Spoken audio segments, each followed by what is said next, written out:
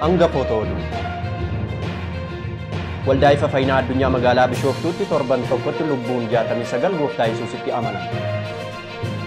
Mallattoon pilaaneetii jalqabaa sirna gaalaksii keenyaan ala jiru argame. Ugaandaan duula oomisha bunaa daran guddisuuf jalqabuu ishee beeksifte. Ameerikaan yeroo jalqabaaf namoota saala lameeniin of hin ibsineef paaspoortii qopheessite. Harka fuunee akkam jirtu kabajamtoota daawwattoota keenya amma TV ifa fayyinaa irraa oduu ifaa isiniif dhiyeessina. Oduu waliin ani Birmaduu Shuuma. Amma oduu bal'inaan. Onkoloolessaa 16 bara 2014 waaqeffannaa waldaa ifa fayyinaa addunyaa magaalaa Finfinnee irratti lubbuun gooftaa hin beekne gooftaa Yesuusitti amanuun mootummaa dukkanaa keessaa gara mootummaa ifaatti darbaniiru. Waaqeffannaan guyyaa kanaa kadhataa fi faarfannaan kan saaqame yommuu ta'u, namni Waaqayyoo ergamaa Geetaawwan Immiruus sagalee Waaqayyoo mata duree sadarkaa dibata Waaqayyoo jedhu Hisqeel raajicha boqonnaa 47 lakkoofsa 3 hanga 4 bu'uura godhachuun barsiisaniiru. Hisqeel raajicha boqonnaa 47 lakkoofsa 3 kaasee nan dubbisa akkas jedha. Ganama kanaa sagalee Waaqayyoo kan nuyi wajjiniin ilaallu sadarkaa dibata Waaqayyoo kan jedhu walii wajjiniin ilaalla. Lallaba boodas namni Waaqayyoo namootaaf kadhachuu kan eegalan yoo ta'u, namoota dhibee garaagaraa qabaniif akkasumas namoota baatamanii dhufaniif kadhachuun fayyina battalaa argataniiru. Guyyaama kana Hafuurri Qulqulluu karaa nama Waaqayyoo sagalee raajiin namoota jajjabeessaa tureera. Dabalataanis kanaan dura kadhata namni Waaqayyoo namootaaf taasisaniin dhibee sammuu irraa fayyuun fayyina isaanii mirkaneeffatanii dhuga baatii isaanii TV ifa fayyinaaf laataniiru. Ani waan ta'eeyyuun beeku afaan kiyya sin dubbatu miilli kiyya sin deemuu nan beeka garuu Waaqayyo nama fayyisa innaa galatoomuun jedha. Waldaa ifa fayyinaa addunyaa magaalaa Bishooftuu keessatti hojiin fayyisuu Waaqayyoo daran cimee itti fufee jira. Haaluma kanaan torban tokkotti lubbuun 69 gooftaa Yesuusitti amanuun mootummaa dukkanaa jala gara mootummaa ifaatti darbaniiru. Dabalataanis namoonni dhibee garaagaraa fi hidhaa seexanaa irraa bilisa ba'aniiru. Bal'ina oduu kana Tigistii Siyyumtu qindeesse. Kunoo harki Waaqayyoo gabaabbatee isin fayyisuu hin dadhabne, gurrisaas duudee iyya keessan dhaga'uu hin dadhabne. Raajii Isaayyaas boqonnaa 59 lakkoofsa 1 akkuma jedhamee caafameen waldaa ifa fayyinaa addunyaatti harki Waaqayyoo hojjechaa jira. Haaluma kanaan onkololeessa 12 bara 2014 Paastar Ifaa Diinagaan mata duree akkaataa itti gargaaraman beekuu jedhuun sagalee Waaqayyoo lallabaniiru. Mata duree isin dubbachuu barbaadu akkaataa itti gargaaraman beekuu mee akkasuma jedhame akkaataa itti gargaaramtu beekuu jedhame. Waaqayyo dhaloota kanaaf eebba godhee kan nuuf kaase namni Waaqayyo ergamaa Geetaawwan Immuruu namoota dhukkubsataniif kadhataniiru. Sagantaa guyyaa kanattis burraayyuu irraa kan dhufte dhukkuba kaansarii harmaan kan dhukkubsattu namni Waaqayyo kadhatanii fi fayyina argatteetti. Akkasumas dargaggeessi magaalaa Duukam irraa kan dhufe lukti isaa bakka sadiitti kan cabee okkolaa deemuu fi opereeshinii ta'uuf beellama kan qabu namni Waaqayyo kadhatanii fi fayyina battalaa argateera. Dabalataanis onkololeessa 14 bara 2014 waaqeffannaa taasifameen kadhannaan kan saaqame yommuu ta'u, faarfataan Abrahaam Tarree faarfannaan tajaajileera. Namni Waaqayyo ergamaa Geetaawwan Immuruu mata duree fayyina yookiin furamuu keenya fudhachuu jedhuun wangeela Luqaas boqonnaa 4 lakkoofsa 17-19 irratti hundaa'uun sagalee Waaqayyoo humnaaf dinqiin lallabaniiru. Ganama kana mata duree fayyina keenya yookaan furamuu keenya fudhachuu mata duree jedhu irratti dubbadha. Lallabaan boodaas akkaataa Hafuurri Waaqayyoo isaan gaggeesseen namoota dhukkubsataniif kadhataniiru. Namoonni hedduu hidhaa seexanaa jalaa bilisa ba'aniiru. Sagantaa guyyaa lamaan kanattis lubbuun 69 mootummaa dukkanaa jalaa ba'uun mootummaa Waaqayyootti dabalamaniiru. Harmeen dhukkuba kaanserii harmaa dhukkubsattu kadhata namni Waaqayyoo ergamaa Geetaawwan Immiruu taasisaniifiin fayyitee dhuga baatii ishee TV ifa fayyinaaf laatteetti. Bal'ina oduu kana beekumaa biraan. Adde Shaashituu Asaffaa kan jedhaman godina Horroo Guduruu Wallaggaa Shaambuu irraa kan dhufan dhukkuba kaansarii harmaan qabamanii mana yaalaa magaalaa Shaambuu jiru gaafa deeman hospitaalli sun hin dandeenyu jechuun rifeerii godhan. Kanumarraa ka'uudhaan adde Shaashituunis dhukkuba kaansarii kana irraa akka namni harka Waaqayyoon malee fayyuu hin dandeenye hubachuun rifeerii isaanii qabatanii gara waldaa ifa fayyinaa nama Waaqayyoo ergamaa Geetaawwan bira dhufan. Adde Shaashituun akka jedhanitti harmi koo nadhii ta'ee na nyaataa na gubaa taa'uu ciisuu hin danda'u jechuun furmaata kan hin argadhu gara waldaa ifa fayyinaa nama Waaqayyoo ergamaa Geetaawwan bira yoon deeme qofa jechuun magaalaa Bishooftuu nama Waaqayyoo bira dhufan. Maqaan koo Shaashituu Asaffaan jedhama dhufe Shaamburraati. Harma kanatti na uggubaa gara waggaa tokko na uggubee na gubaan na nyaataa kanarra qabee akka biddaa na gubu. Hospitaala Shaambuu naqa sadii naqe. achi agnaan immoo rifeerii fuudhuuti naqamtee deemii naan jedhan. Ani koo TV kana nan ilaala bakka achi rifeerii si fudhu achuman deema jedhee murteesse. Sanaa booddee mana garasiisanatti achirratti naa kaa'atanii.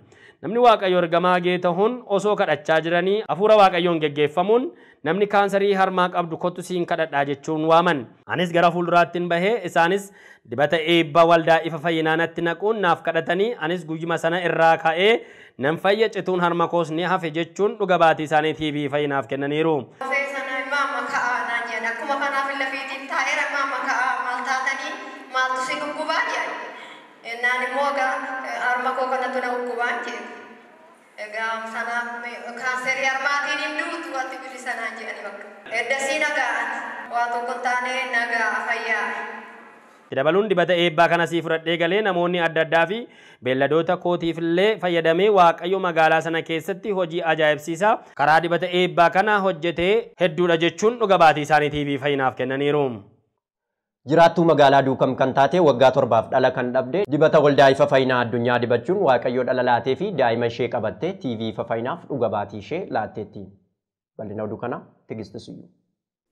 Jiraattuu magaalaa Duukam kan taate Addee Sannaayit Wadaajoon bara 2006 gaa'ela kan dhaabde yommuu ta'u bara 2008 dhala godhachuu barbaaddee mana yaalaa deemte. Mana yaalaas kaansariin gadameessa kee keessa jira. Kaansariin kun si keessaa bahu malee dahuu hin dandeessu jedhaniin. Haala kana keessa taatee gara waldaa ifa fayyinaa dhufte. Akkuma galma waaqeffannaa seeneen cirracha fuudheen carqiin hidhee handhuura koorrattan hidhadhe. Namni Waaqayyoo namoonni dhukkubsattan iddoo aarsaa akka dhufan waamicha taasisan. Dibata waldaa ifa fayyinaa obboleettii tokkorraa fudhadheen bakka cirracha hidheetti dibadhe. Yaa Waaqayyoo wanti biyya lafaa jedhurraa bilisa na baasi. Wanta hin jiru jedhan irraa jiratti naa deebisi jechuun jedheen baye jetti Addee Sannaayit. Kun kanaan osoo jiruu ji'a 3 booda mana yaalaa deemte. Ati ulfadha naan jedhan Waaqayyoon galateeffadheen galee. Yeroo da'umsi koo ga'ee da'umsaaf yommuun deemu opereeshinii malee dahuu hin dandeessu naan jedhan. Inni daa'ima naaf kenne na keessaa baasuu hin dadhabu jedheen. Anis nagaan dahee jechuun daa'ima ishee baattee dhuga baatii isheetii bifa fayyinaaf kenniteetti. Egaan kabajamtoota daawwattoota keenyaa oduun keenya akkuma itti fufetti jira. Amma immoo oduuwwan waldaa kiristaanaa keessaa ba'uun oduuf odeeffannoo biyya keessaa biyya alaa torban kana walitti qabanneetti sin dabarsina. Nu faana tura.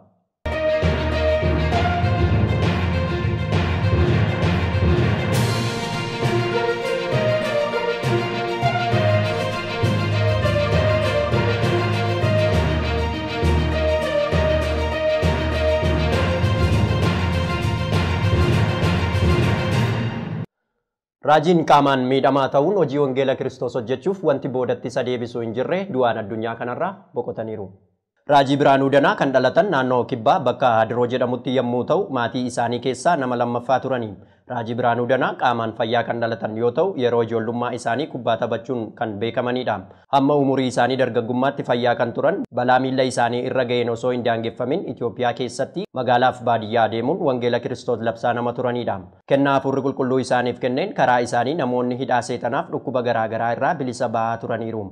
Raajii Biraanuu Danaa waggoota 20 oliif hojii wangeela Kiristoos hojjechaa kan turan yoo ta'u onkoloolessa 15 bara 2014 du'aan gara gooftaa tajaajilaa turanii deemaniiru. Maatiif tajaajiltoota isaaniif jajjabina hawwina. Maddi oduu kana Kiristiyaan Tuubii. Mallattoon pilaanetii jalqabaa sirna gaalaksii keenyaan ala jiru argame. Astiroonomaaronni sirna gaalaksii keenya keessatti argamtuun alatti pilaanetii jalqabaa argachuuf mallattooleen mul'achuu ibsaniiru.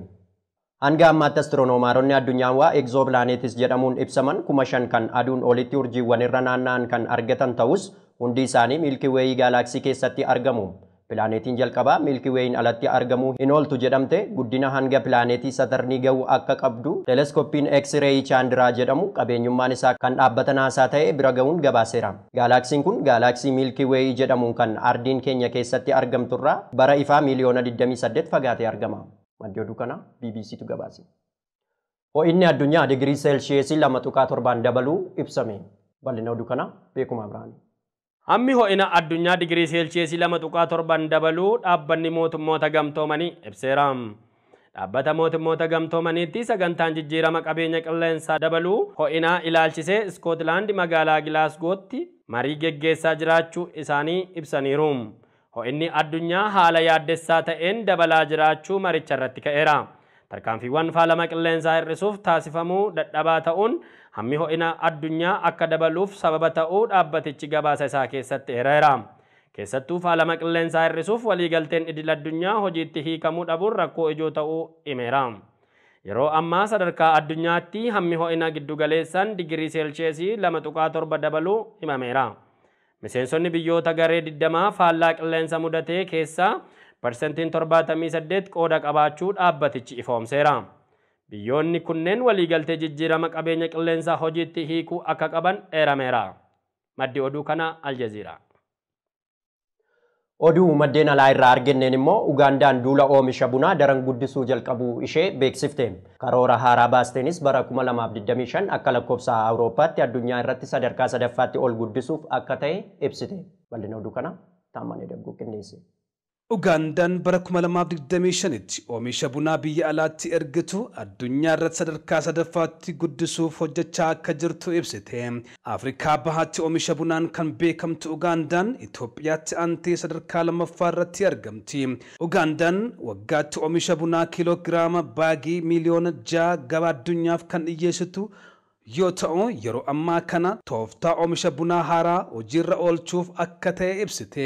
Qonnaan bultoota bunaa oomishan addatti baasuun oomisha sadarkaa isaa eeggate akka oomishaniif leenjiin kan kennamu ta'uusaa ibsanii kaayyoo kana galmaan ga'uufis biqiltuu bunaa duraan buqqisuun biqiltuu bunaa haaraas akka bakka buustuu seera haaraa baastee jirti.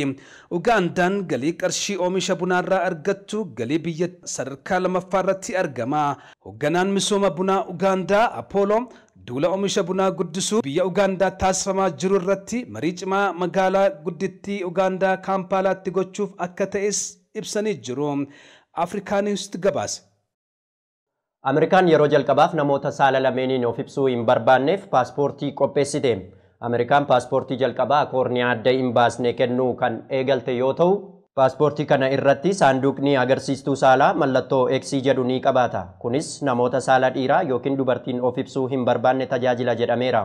Paaspoortiin kun yeroo jalqabaaf nama ganna 66 saala dhiiraanis ta'e dubartiin of hin ibsine Danaa Zayaam jedhamuuf kan kenname yoo ta'u, namni kun bara 2015tti dhimma kana irratti himata bananii turani. Namni kun loltuu galaanarraa Ameerikaa kan turan yoo ta'u, erga paaspoortii haaraa argatanii booda kun anaaf yeroo gammachuuti. Duraan waanan mana hidhaa jiru natti fakkaata jechuun dubbataniiru. Guyyaa paaspoortiin kun kennamu irratti waajjirichi bilisummaa fi walqixxummaa namootaa hunda jajjabeessuuf akka hojjetu ibsameera. BBCtu gabaase. Turkii hariiroo dinagdee Afrikaa waliin qabdu dachaan dabaluuf akka ta'e ibsite. Bal'ina oduu kana Taammanee Dagguu qindeesse. President Erdogan Turkii hariiroo dinagdee Afrikaa waliin qabdu dachaan dabaluuf akka ta'e ibsan. Konfiraansii dinagdee Turkiif Afrikaa onkololeessa 22 taasifame irratti yaada isaanii kan kennan pirezidaantiin Turkii hariiroo dinagdee biliyoona 25 Afrikaa waliin taasisaa jirtu gara biliyoona 50tti ol guddisuuf akka ta'e ibsan. Erdogan torbee darbe dhimma biyya keenya keessa galtan jechuun Ameerikaa dabalatee ambaasaadarota biyyoota Awurooppaa 10 Turkii gadhiisanii hatattamaan akka bahan ajaja cimaa baasuun isaanii gabaasameera. Kanaafis jecha hariiroon Turkii Afrikaa waliin qabdu daran cimsaa dhufteetti. Hariiroo Turkii Afrikaa waliin gootus obbolummaa faayidaa walirratti akka hundaa'us ibsamee jira. Hariiroo Turkii Afrikaa waliin gootus gama dinagdee, investimentii fi teknooloojii irratti akka xiyyeeffatus hojii indaastirii ijaarsa oomisha huccuuf qonna ammayyaa irratti Turkii muuxannoo ishee Afrikaaf akka hirtus ibsitee jirti. Marii wal fakkaatuuf pirezidaantiin Erdogan gara biyyoota Afrikaa kan akka Angoolaa, Naajeeriyaa fi Toogoo deemuun hooggantootaa fi abbootii qabeenyaa waliin marii taasisaniiru. Turkii imbaasii ishee Afrikaa keessatti 12 irraa gara imbaasota 43 ol guddisaa akka jirtu ibsiteetti.